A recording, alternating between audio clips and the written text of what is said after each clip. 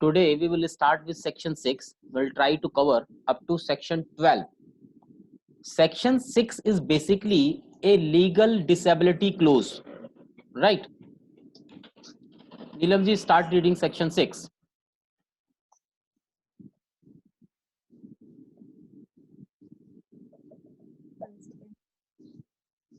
Yeah.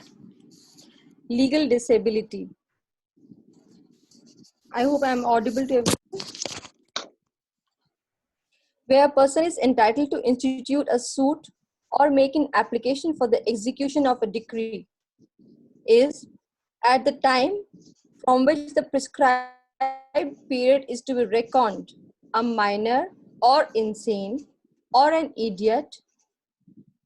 He may institute the suit or make the application within the same period after the disability has ceased, as would otherwise have been allowed from the time specified thereon in the third column of this schedule. Okay. Next. So, where such a person... wait. So, section 6, if we go through, are able to make us understand that basically this is a legal disability clause. And primarily it shows that it applies in two conditions. One, suit, and another for application for execution. When we were reading earlier provisions like that of section 3, we were not finding these two things, like section 5, where the condonation of delay was to be done. We were not finding suit, we were not finding application for execution. So section 6 is something like an exception to section 5 in certain parameters, right? So section 6 applies to suit and application for execution. One. Another aspect which is important is it speaks about prescribed period, right? And prescribed period means it will have the application of the sections 4 to 24 of the act. All right, there were two things. One was period of limitation, another was prescribed period. So it is not speaking about period of limitation, it is speaking about prescribed period, meaning thereby here what will happen, that section 4 to 24 will come into play, right? Number third important aspect, where and when and how a suit or application which is coming in the light of section 6 can be filed. Now read out the other clause.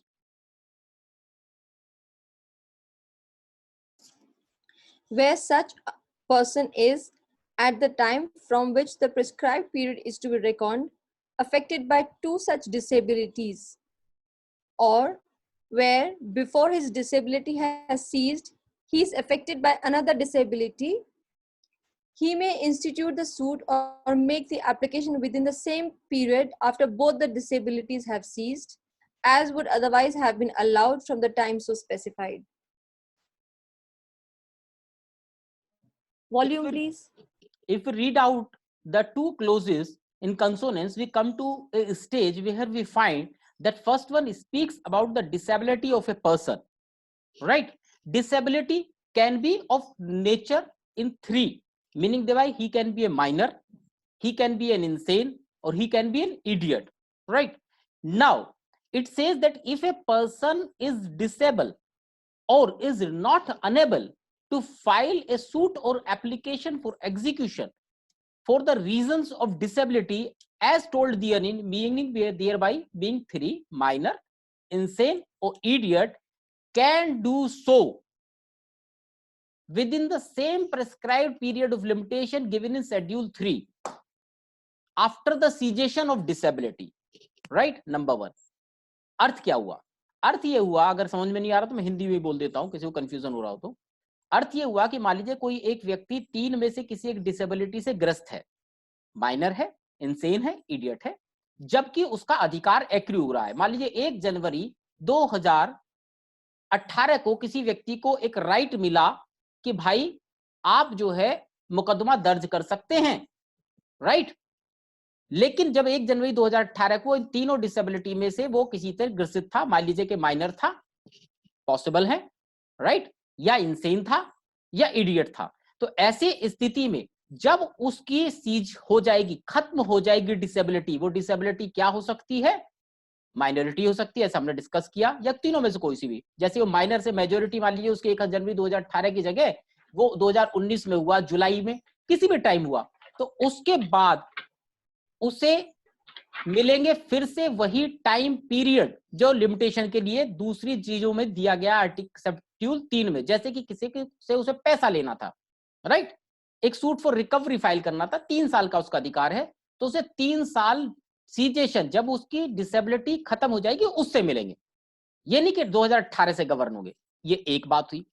दूसरी condition वो बताई कि मान लीजिए एक आदमी ऐसा है कि उसे 2 समस्याएं एक साथ हैं, वो माइनर भी है और इंसेन भी है, इडियट भी है, राइट, या ऐसी स्थिति है कि पहले वो माइनर है लेकिन जब तक वो मेजर होता उससे पहले वो इंसेन हो गया, राइट। तो ऐसी किसी परिस्थिति में जब उसके पास 2 डिसेबिलिटीज हैं एक साथ, तब क्या होगा?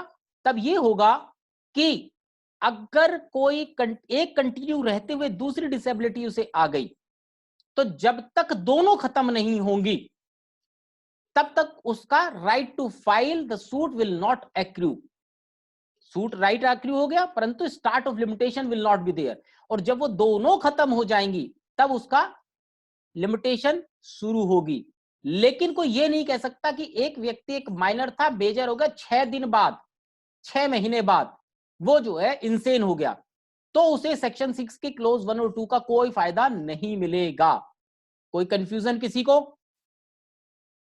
All right, read out further. Sir topic बता दो क्या पढ़ा रहे हो? कौन बोल रहा है? शुभम बोल रहा हूँ। Shubham, all right, mute your video. Limitation Act. Mute. Sir last वाला पॉइंट समझ नहीं आया, और इडियट में कौन कौन इंक्लूड होगा? This is not a time to discuss idiot, क्योंकि हमारे पास टाइम बड़ा लिमिटेड होता है। आपने क्वेश्चन लिखो, मेल पे भेजूंगा। इडियट का अर्थ बेसिक भाषा में समझ लो, जड़ मूर्ख, a person who has no sense at all. Insane तो होता है वो व्यक्ति जिसको अनसाउंडनेस होती है, हो सकता है कुछ चीजों समझ पा रहा हो, कुछ चीजें नहीं समझ पा रहा हो। जैसे कि वो रोटी खाना तो समझ पाता है लेकिन अपने लीगल राइट को नहीं समझ पाता, ठीक है। उसे भूख तो लगती है, भूख भी समझ में आती है, भूखा भी रह सकता है, या वो किसी को सर फोड़ नहीं रहा है, राइट, लेकिन उसे ये नहीं पता कि भाई घर क्या होता है, परिवार क्या होता है, प्रॉपर्टी क्या होती है। तो एक समझ की जो क्षमता है उसकी, वो किसी चीज के लिए पर्याप्त और किसी चीज के लिए पर्याप्त नहीं है। तो वो जर्नल टर्म्स में इंसेन हो सकता है, अनसाउंड हो सकता है। लेकिन इडियट वो व्यक्ति है जो जड़ मूर्ख है, जिसे कुछ भी नहीं पता दुनिया जहान का। वो उसे ये नहीं पता सामने से गाड़ी आ रही है, जाके सामने खड़ा हो जाए, उसे नहीं पता गाड़ी से टकरा जाएगा तो मर जाएगा। Who has no sense at all about the life और डेथ। उसे ना जीवन का पता है, ना मृत्यु का पता है, ना किसी लाभ का पता है, ना किसी नुकसान का पता है, जिसे किसी भी प्रकार से कोई समझ ही नहीं है, वो इडियट है, right. Got the point? Further. हाँ सर, वो लास्ट वाला पॉइंट जो आप बता रहे थे कि माइनर मेजर हो गया फिर 6 महीने बाद वो इंसेन हो गया, एक बार पॉइंट दोबारा क्लियर हाँ, कर देंगे? वो तो क्लोज टू ये कहता है कि जब किसी व्यक्ति के पास 2 डिसेबिलिटी हो, तो 2 डिसेबिलिटी को एक साथ होना चाहिए। ये नहीं कि जब अभी आप आगे पढ़ोगे सेक्शन इसका क्लोज 4 और एक्सप्लेनेशन पढ़ोगे तब समझ में आएगा। ये है, अगर पूरा सेक्शन पढ़ लो तो समझ में आ जाता है आसानी से, फिर भी मैं समझा देता हूं कि अगर कोई व्यक्ति एक डिसेबिलिटी से ग्रसित है, एक कोई बात नहीं, अगर वो एक साथ 2 से ग्रसित है या किसी एक से है और उसके खत्म होने से पहले, से कोई माइनर है, आज 17 साल का है, 18 साल का होने के बाद उसकी लिमिटेशन रन होना शुरू करेगी, उससे पहले ही वो इंसेन हो गया, राइट, उसका दिमाग काम करना बंद कर दिया किसी भी रीजन से, ठीक। तो ऐसी स्थिति में वो लिमिटेशन जब तक वो सेन नहीं होगा तब तक कंटिन्यू नहीं करेगी। लेकिन कोई व्यक्ति मेजर हो गया, उसे केवल एक डिसेबिलिटी थी, वो इंसेन था, या उसे एक डिसेबिलिटी थी कि माइनर था, माइनर से वो मेजोरिटी उसने पाली 1 मई 2020 को, ठीक है, और वो 2 महीने बाद किसी एक्सीडेंट के कारण वो अपनी समझ खो बैठा, अनसाउंड हो गया, उसे शॉक लग गया, बिजली का झटका लग गया, वो अनसाउंड हो गया माइंड से, ठीक, या कोई साइकेट्रिक बीमारी हो गई उसे, राइट। तो अब वो सेक्शन 6(2) का फायदा नहीं ले सकता। तो ये दिमाग में रखनी है कि कंटिन्यूटी होनी चाहिए और ब्रेक बीच में अगर एक बार limitation, because the basic rule is if the limitation has started to run once, it will not stop for anything, right? Clause 3 पढ़िए. Where the disability continues up to the death of that person, his legal representative may institute a suit or make the application within the same period after the death as would otherwise have been allowed for from the time so specified. This clause speaks about a contingency when a person dies during the before the cessation of his disability. आज एक minor है और majority से आने से पहले वो मर गया, या एक इंसेन था वो ठीक होने से पहले मर गया. तो अगर कोई व्यक्ति जो इंसेन है, माइनर है या इडियट है, सेक्शन 6 की डेफिनेशन के अंदर, अगर उसकी सीजेशन, उसकी जो कमी थी वो खत्म होने से पहले वो मर जाता है, तब उसका जो लीगल रिप्रेजेंटेटिव होगा उसको भी उतना ही टाइम पीरियड मिलेगा जितना कि उसे मिलता किसी मुकदमे को फाइल करने के लिए या किसी एग्जीक्यूशन को फर्दर रेंस पर्पस के लिए एप्लीकेशन फाइल करने के लिए. फर्दर पढ़िए. Where the legal representative referred to in subsection 3 is at the date of the death of the person whom he represents affected by any such disability, the rule contained in subsection 1 and 2 shall apply. All right, this clause again speaks about a different scenario. अब क्या हुआ कि जो व्यक्ति जिससे right accrue होना था वो तो मर गया इस बगैर सीजेशन ऑफ हिज डिस्क्वालिफिकेशन, लेकिन जो उसको राइट दे के गया, मान लिया एक माइनर आदमी था, उसका ब्याह कर दिया, 16 साल के पहले हो जाता था बच्चों का जब लिमिटेशन एक्ट पास हुए, और उसके एक बेटा भी हो गया, राइट, और वो 17 साल में बेटा हो गया और वो 17 साल का मर गया. अब जो बच्चा है जिसको राइट मिला है, या उसकी बीवी थी, उसको बीवी को राइट मिला मान लीजिए लीगल हियर की तरह, और वो लीगल हियर खुद माइनर है, तो अगर किसी व्यक्ति को की डेथ हो जाती है और उसका जो लीगल हियर है, जो उसको रिप्रेजेंट करेगा अपने राइट के लिए फर्दर, उसके पास भी इनमें तीनों में से कोई डिसेबिलिटी है, तो उसको भी वही राइट माना जाएगा कि जैसे जब तक वो डिसेबिलिटी सीज ना करे तब तक उसका लिमिटेशन प्रेस्क्राइब पीरियड शुरू नहीं होगा, right. Further. Where a person under disability dies after the disability ceases, but within the period allowed to him under this section, his legal representative may institute the suit or make the application within the same period after the death as would otherwise have been available to that person had he not died.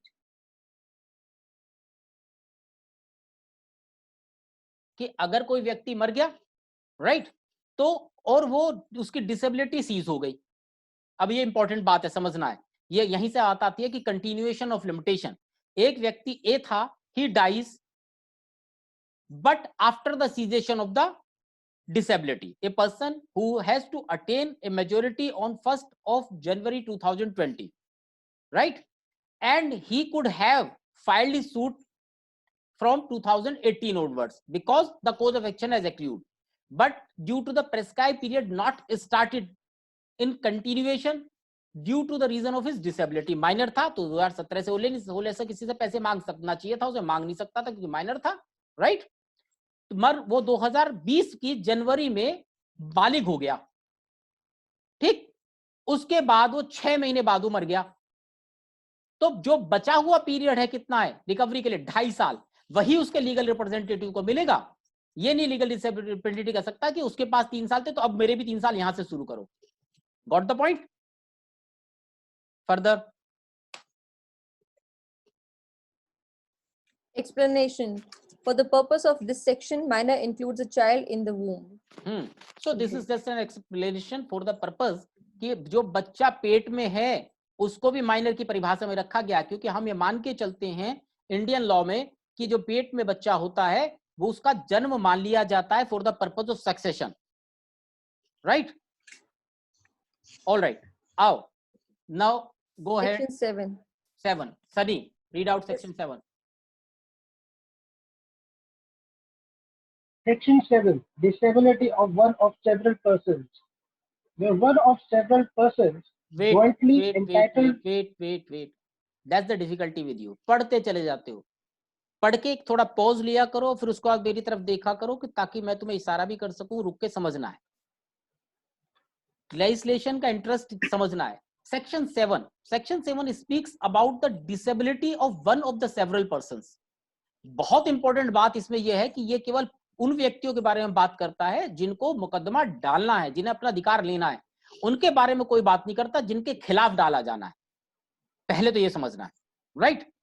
अगर कोई व्यक्ति कहने लगे कि section 7 जो है क्योंकि defendant disable है इस वजह से मैंने फाइल नहीं किया, तो it will not be a defence at all not to file that suit or application, right. So section 7 speaks about a position where more than one person are interested to claim something in a joint right, or their right is such that it cannot be distinguished for some statute, कोई कहीं ना कहीं अधिकार ऐसा दिया गया है जो विधायिका से बाहर है, or the right of one is dependent over the other, or it is a scenario where one can pursue the right of others, guardian और somebody else also। मैं एकदम से सारा नहीं बताऊंगा ना, सेक्शन 7 पढ़ने की महत्ता खत्म हो जाएगी। सो section 7 speaks about the disability of one person out of a few, 2 हो 4 हो 6 हो। अब पढ़िए आगे। Where one of several persons jointly entitled to institute a suit or make an application for the execution of a decree is under any such disability, and a discharge can be given without the concurrence of such person, time will run against them all. But wait, now you need not to read further. मैं बताता हूं, 2 चीजें बहुत important तरीके से आपको समझनी पड़ेगी सेक्शन 7 के बारे में। यह बात करता है कि डिस्चार्ज, एक वर्ड यूज करता है डिस्चार्ज, राइट।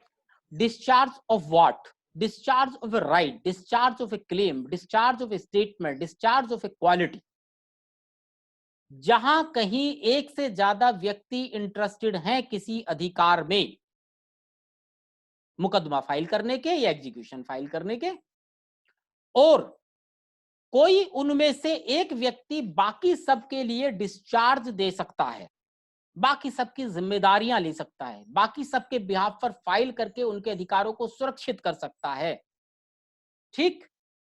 तो लिमिटेशन सबके खिलाफ शुरू हो जाएगी। जैसे कि किसी व्यक्ति को कहीं कहीं राइट है, पजेशन का है, डिक्लेरेशन का है, रिकवरी का है, कोई भी एक राइट है, कंपनसेशन का है, कोई एक राइट 3 व्यक्ति को एक्रू हुआ एक साथ, एक परिवार के हिस्से थे, एक पार्टनरशिप के डीड के हिस्से थे, किसी कॉन्ट्रैक्ट के हिस्से थे, किसी भी रूप में थे, और वो उनमें से कोई एक व्यक्ति डिसेबिलिटी का शिकार था। Disability again read out in section 6, minor था, इंसेन था, अनसाउंड था, राइट। तो अगर उनमें से कोई एक व्यक्ति डिस्चार्ज दे सकता है, ऐसी स्थिति में लाकर खड़ा किया जा सकता है कानूनी तौर पर कि वो बाकी सबके अधिकारों को वैसे ही प्रोटेक्ट करे, और उसे वैसा या तो अधिकार है या कानून समझता है कि है, या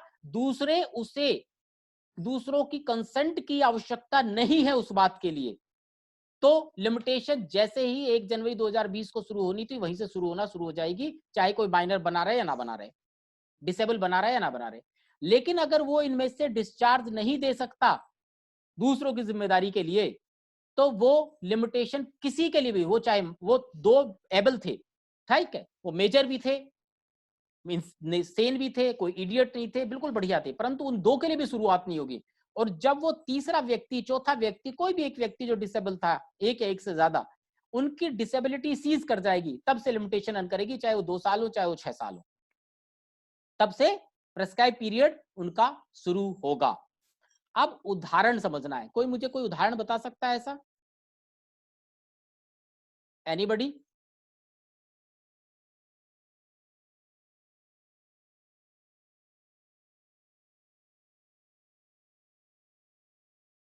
silence all across the board. कितने इंटेलिजेंट वकील साहब हैं मेरे साथी। हिंदू अनडिवाइडेड फैमिली या हिंदू ज्वाइंट फैमिली नहीं सुनी किसी ने? करता नहीं सुना? एक हिंदू ज्वाइंट फैमिली या हिंदू अनडिवाइडेड फैमिली में कर्ता जो प्रॉपर्टीज को सारे परिवार के तरफ से मैनेज करता है, उसे सदैव अधिकार होता है और या ये समझा जाता है कि बाकी सबके लिए वो मुकदमा जब भी फाइल करने की आवश्यकता है या जब भी कोज ऑफ एक्शन शुरू हो, जब भी उसकी लिमिटेशन शुरू हो, तब वो फाइल कर सकता है। राइट? क्यों? क्योंकि जो वो करा जाएगा ये मान के चला जाता है कि वो जो भी करेगा बोनाफाइड पर तरीके से करेगा और बाकी सबके अधिकारों को सुरक्षित करने का एक तो उसे अधिकार भी है और उसकी जिम्मेदारी भी है। उसके एक्सेप्शंस क्या वो बाद में पढ़ेंगे कि उसने क्या गलत कर दिया, बोनाफाइड नीड थी नहीं थी, माइनर की प्रॉपर्टी बेच खाई नहीं बेच खाई, वो एक अलग बात। लेकिन legally he has a right to pursue that claim और टू फाइल एन एग्जीक्यूशन और टू फाइल ए सूट। इसमें एक बड़ा इंपॉर्टेंट और बड़ा अच्छा सा एक केस हुआ। एक औरत थी, उसने fatal accident claim, fatal accident act है, उसने एक क्लेम फाइल किया। जब क्लेम फाइल किया तो फैटल एक्सीडेंट एक्ट में लिमिटेशन थी 2 साल, उसने फाइल किया 5 साल बाद। प्रॉब्लम आई, कहे कि भाई ये लिमिटेशन से बाहर है, डिस्ट्रिक्ट कोर्ट ने उड़ा दिया, हाई कोर्ट ने भी के सामने वो मसला पहुंचा। प्रश्न ये था कि क्या वो लिमिटेशन से बाहर है। उसकी डिफेंस ये थी कि लिमिटेशन से बाहर नहीं है क्योंकि मेरे 2 बच्चे थे, दोनों के दोनों बच्चे जो माइनर थे। कोर्ट ने अपहेल्ड किया क्योंकि फैटल एक्सीडेंट क्लेम में जो कंपनसेशन का है या राइट टू क्लेम कंपनसेशन है, इंडिविजुअल इन नेचर है, सबका अलग अलग अधिकार है और जब तक सब लोग किसी एक व्यक्ति को या स्वयं अपने अधिकार के बारे में बोलने लायक ना हो या बताने लायक ना हो, कंसेंट देने की स्थिति में ना हो, तब तक उनके अगेंस्ट लिमिटेशन रन नहीं करती। क्योंकि 2 बच्चे लिमिटेशन रन नहीं कर सकती, 2 माइनर थे और वो माइनर होने के कारण और उनका अधिकार उनकी मां से नेचुरल गार्जियन के अलावा सेपरेट था, तो उनके खिलाफ चूंकि लिमिटेशन रन नहीं करेगी तो मां के खिलाफ भी लिमिटेशन रन नहीं करेगी। Did you get my point? कोई confusion?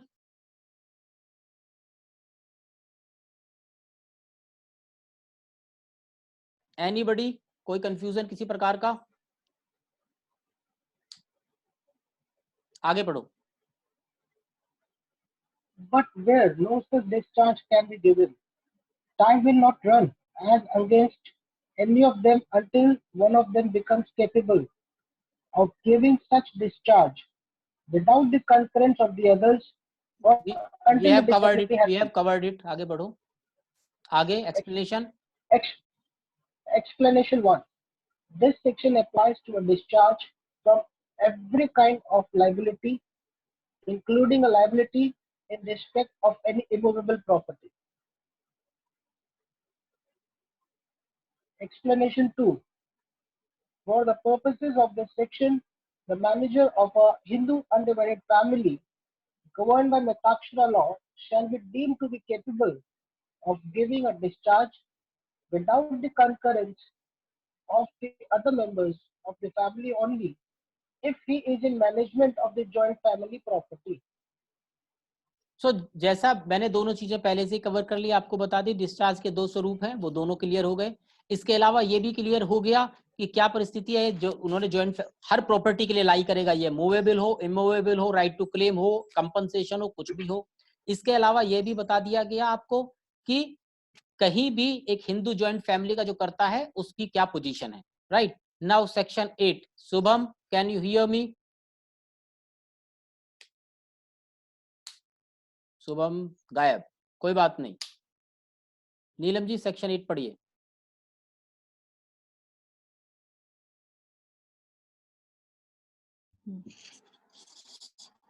Special exceptions. Nothing in section 6 or in section 7 applies to suits to enforce rights of preemption or shall be deemed to extend for more than 3 years from the cessation of the disability or the death of the person affected thereby, the period of limitation for any suit or application. This is one of the important provisions of section 8. Section 8 basically is an exception to section 6 and section 7. Right? Section 6 and section 7 are basically enabling provisions and section 8 is a disabling provision. Disabling in the sense what? that whatever has been conferred by section 6 and 7 in absolute terms has been restricted by section 8 for some specific class of suit as well as for the purpose of limitation, right? section 8, Neelam ji की आवाज जो है disturb हो रही है, शायद इनके signal गड़बड़ है। सेक्शन 8 विपिन दोबारा पढ़ो ध्यान से, मैं तुम्हें एक एक लाइन समझाता हूं। Special exception. Nothing in section 6 or in section 7 applies to suit to enforce right of pre-emotion or shall be deemed to extend for more than 3 years from the cessation of the disability or the death of the person affected thereby the period of limitation for any suit or application. Wait, पहली बात तो pre emotion नहीं है भाई, preemption है। ठीक, preemption बोलो, preemption. Preemption. अब कोई मुझे आप लोगों में से पढ़े लिखे लोगों में से बता सकता है कि प्रीएम्पशन क्या होता है?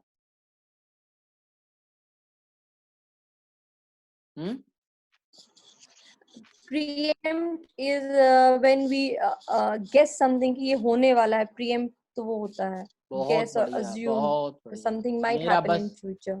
मेरा बस चले तो सब लोगों का लाइसेंस रद्द करा दूं वकालत के। But it is related to successor study. What? Legal heir बनने का जो chance. बहुत बढ़िया, शाबाश। और कोई अकलमंद आदमी?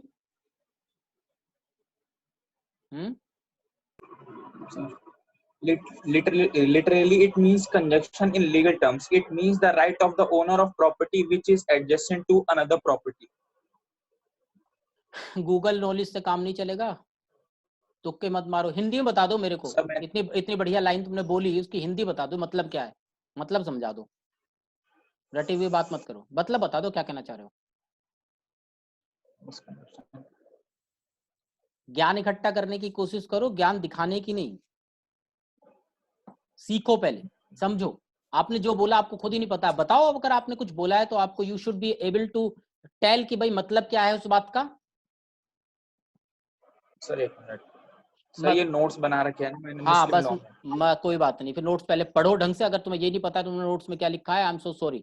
चलिए अपना वीडियो पॉज कीजिए, वीडियो ऑफ कीजिए, म्यूट कीजिए।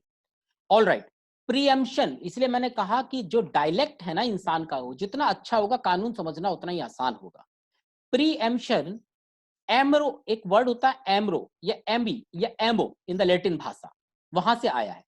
प्री उससे पहले लगाया, प्री मींस पूर्व, जो कोई पहले होना है। प्रीएम्पशन मींस पूर्व क्रय का अधिकार, किसी दूसरे से पहले खरीदने का अधिकार, इस राइट टू प्रीएम्प्ट। जैसे कि पहली बात तो हम सेक्शन 8 समझ लेते हैं, because again we have a limited 9 minute time in this meeting. So section 8 speaks about an exception to section 6 and 7। It says कि ऐसा नहीं, अब हो क्या, ये बनाना क्यों पड़ा, इसलिए कहता है कि अगर किसी व्यक्ति की डिसेबिलिटी के कारण कोई सेक्शन 6 और 7 में हमने उसे एक्सेप्शन क्रिएट किया है, तो जब उसकी लिमिटेशन जो शुरू होगी, जिस क्षण जैसे ही सीज हुई उसकी डिसेबिलिटी, तो उसके बाद कोई भी चीज छोड़ दी जाए, ठीक, उसका जो राइट होगा ना वो 3 साल तक के लिए ही होगा कोई भी मुकदमा फाइल करने का। ठीक है, हो सकता है कि कहीं और किसी और जगह उससे वो 3 साल से, अगर वो ठीक होता तो उसे 3 साल से ज्यादा अधिकार मिलता, लेकिन अगर वो डिसेबल है और डिसेबिलिटी क्लोज में फॉल करने के बाद वो सीज कर रहा है डिसेबिलिटी को, तो उसके बाद जब वो सीज करेगा डिसेबिलिटी, तो उसके बाद उसके पास केवल 3 साल का ही अधिकार होगा। राइट, तो मैं इसी के साथ समझो कि राइट, मुझे लग रहा है कि कंफ्यूज हो रहे होंगे आप लोग, समझ में नहीं आ रहा होगा कहना क्या चाह रहा हूं। किसी को समझ में आ रहा है मैं क्या कह रहा हूं? Yes sir. क्या? This preemption is given in Partition Act. यार मैं क्या बोल रहा हूँ, क्या समझ रहे हो? मैं पहले बताओ सेक्शन 8 में क्या कह रहा हूँ, आपको समझ में आ रहा है? थोड़ा थोड़ा। सुन, थोड़ा थोड़ा आ रहा है तो कोई बात नहीं, ज्यादा समझ लो। सेक्शन 8 कहता है कि 6 और 7 में दी गई किसी भी बात का 2 चीजों पर फर्क नहीं पड़ेगा। एक, जो प्रीएम्पशन का अधिकार होता है, पूर्व क्रय का अधिकार, उसकी मुद्दे पर कोई फर्क नहीं पड़ेगा। दूसरा, अगर डिसेबिलिटी सीज कर गई तो उसके बाद उस पर कोई फर्क नहीं पड़ेगा लिमिटेशन पे। मान लीजिए कि किसी व्यक्ति के पास सूट फॉर पोजेशन फाइल करने के लिए 12 इयर्स का टाइम है, राइट, और वो क्या हुआ 5 साल का था जब उसे मुकदमा फाइल करना था, ठीक है। तो अब 13 साल तो मेजोरिटी आने में लगेंगे उसे, और 12 साल अब उसे और दे दिए जाएं, तो 25 साल हो गए एक तरीके से तो कानून में उसके लिए। सो कानून में ऐसी डिसेबिलिटी को बचाने के लिए कि ऐसी परिस्थिति क्रिएट ना हो जब लिमिटेशन अनएक्सप्लेन्ड हो जाए, तो उसने उन्होंने कहा कि जब हम 6 और 7 का बेनिफिट किसी व्यक्ति को देंगे तो special class of limitation create की उन्होंने, कि स्पेशल क्लास ऑफ लिमिटेशन उस व्यक्ति के लिए जैसे ही डिसेबिलिटी सीज करेगी उसके 3 साल तक ही अप्लाई करेगी। 3 साल में उसे मुकदमा फाइल करना, चाहे दुनियादारी का कोई मुकदमा फाइल करना हो भाई, ठीक है। लेकिन 3 साल मैक्सिमम पीरियड है, ऐसा नहीं है कि अगर किसी और जगह उसे 2 साल मिले तो यहां भी 3 साल मिलेंगे ना, 3 साल इज द मैक्सिमम लिमिट। क्योंकि जब आप जितने आर्टिकल्स आप पढ़ेंगे तो उसमें मोर देन 90% ऐसे इसमें 3 साल की लिमिटेशन है, डिक्लेरेशन हो गया, आपका रिकवरी हो गया, कोई, राइट, तो ऐसी कंपनसेशन सीख कर रहा है, डैमेज कुछ भी, तो इसीलिए उन्होंने कहा कि हायर साइड में 3 साल की मैक्सिमम लिमिटेशन अवेलेबल होगी उस व्यक्ति को। एक शर्त, दूसरी शर्त लगाई कि ये जो राइट टू प्रियम्पशन है उस पर 6 और 7 लागू नहीं होगा। अभी मैंने आपको बताया कि राइट टू प्रियम्पशन क्या है। प्रियम्पशन का राइट है किसी का पूर्व क्रय का अधिकार। ये 2-3 तरीके से आपके पास आ सकता है, किसी विधायक से आ सकता है, विधायक विधायिका से, स्टैट्यूट से, कहीं कानून में, जैसे बहुत सारी जगह के लैंड लॉ ये कहते हैं कि भैया अगर कोई प्रॉपर्टी किसी शेड्यूल कास्ट के पास है वो बिकेगी तो शेड्यूल कास्ट को ही बिकेगा, या कोई जो है ज्वाइंट शेयर होल्डर है अपनी जब प्रॉपर्टी बेचेगा, अपनी एग्रीकल्चर लैंड बेचेगा तो अपने भाई को ही बेचेगा, या लेकिन भाई को बेचेगा मतलब ये नहीं है कि जो भाई है कहते 10 रुपए में खरीदूंगा 10,000 की चीज, जो भी उस वक्त मार्केट रेट है जो उसे मिल सकता है तो उसमें पहले खरीदने का अधिकार उसका को शेयरर का होगा, अगर वो उतना ही ऑफर करता है तो, राइट। इसके अलावा क्या हो सकता है, बाई वे ऑफ कस्टम हो सकता है, जैसे मुस्लिम्स में सफा लॉज में है राइट टू प्रियम्पशन है, घर है एक।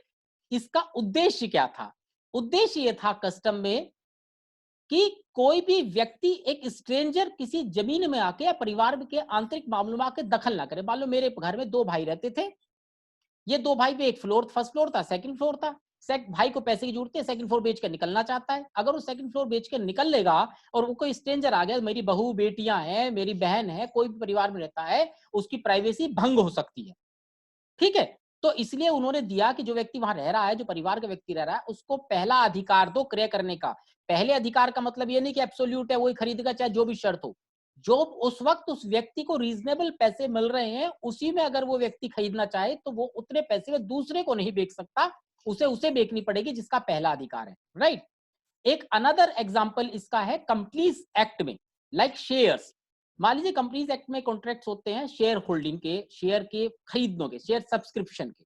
100 शेयर होल्डर अगर किसी कंपनी के हैं, उसमें से 5 बेच के कंपनी को गए, तो अगर उस कंपनी वाले जो मैनेजिंग डायरेक्टर है या कोई व्यक्ति शेयर होल्डर है तो उनका पहला अधिकार होगा खरीद लें किसी दूसरे को बेचे जाने से।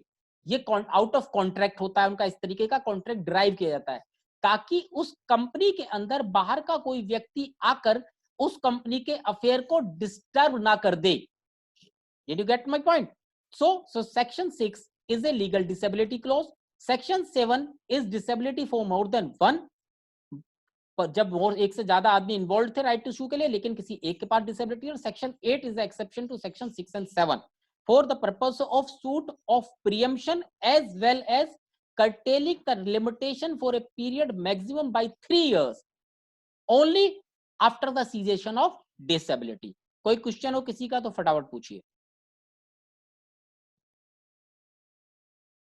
No questions? All right. So we will have a gap of 5 minutes. पानी पीजिए आप लोग, तैयार हुई। अब इसके बाद हम सेक्शन 9 to 12 कवर करेंगे। I will give you an invite further for 5 minutes, after 5 minutes, right? Okay.